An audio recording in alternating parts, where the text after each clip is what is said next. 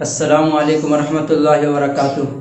محترم ناظرین کرام، آج میں آپ حضرات کے سامنے کچھ ایسی باتیں بتانا چاہتا ہوں جس سے روزہ ٹوٹ جاتا ہے، اور کچھ ایسی باتیں بتانا چاہتا ہوں جس سے روزہ نہیں ٹوٹتا ہے۔ اس میں سے 5 اہم اور ضروری باتوں کو بتانا چاہتا ہوں جس سے روزہ ٹوٹ جاتا ہے۔ باتیں تو اور بھی بہت ہیں، لیکن جو اہم اور ضروری باتیں ہیں صرف میں آپ حضرات کے سامنے وہ باتیں بتانا چاہتا ہوں۔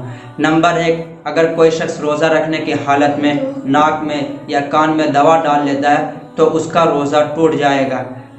نمبر 2، اگر روزہ رکھنے کی حالت میں بھر منہ اپنے اختیار سے قے کرے تو بھی روزہ ٹوٹ جائے گا۔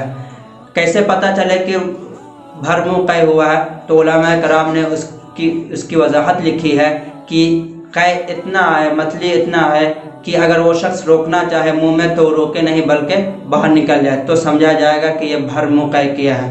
تو اگر اپنے اختیار سے کر رہا تو روزہ ٹوٹ جائے گا، اور اگر خود بخود قے آئے، اپنے اختیار سے نہیں بلکہ اچانک آ جائے تو پھر اس سے روزہ نہیں ٹوٹتا ہے۔ نمبر 3، اگر کوئی شخص روزہ رکھنے کی حالت میں بیڑی، سگریٹ، تمباکو وغیرہ کر لے، پی لے تو اس سے روزہ ٹوٹ جاتا ہے۔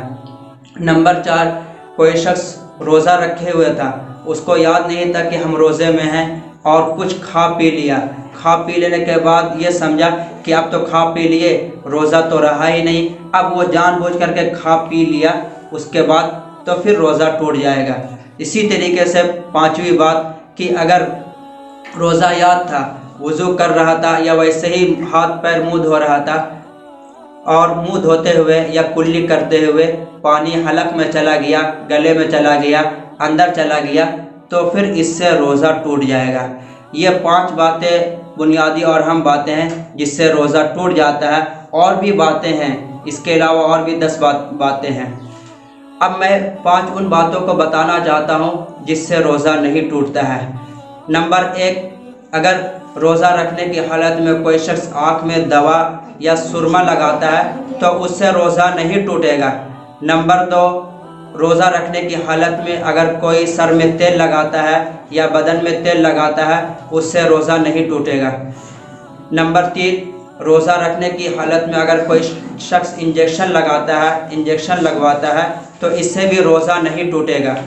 نمبر 4، کوئی گھر میں خاتون اگر اس کے شوہر ظالم ہو، نمک کم یا زیادہ ہو جاتا ہو تو اس کی وجہ سے وہ بیوی پر ظلم ڈھاتا ہو، غصہ ہوتا ہو، تو ایسی بیوی کے لیے، ایسی خاتون کے لیے، ایسی عورت کے لیے جائز ہے کہ وہ جو کھانا بنا رہی ہے، افطار بنا رہی ہے، تو وہ اس میں سے چکھ سکتی ہے۔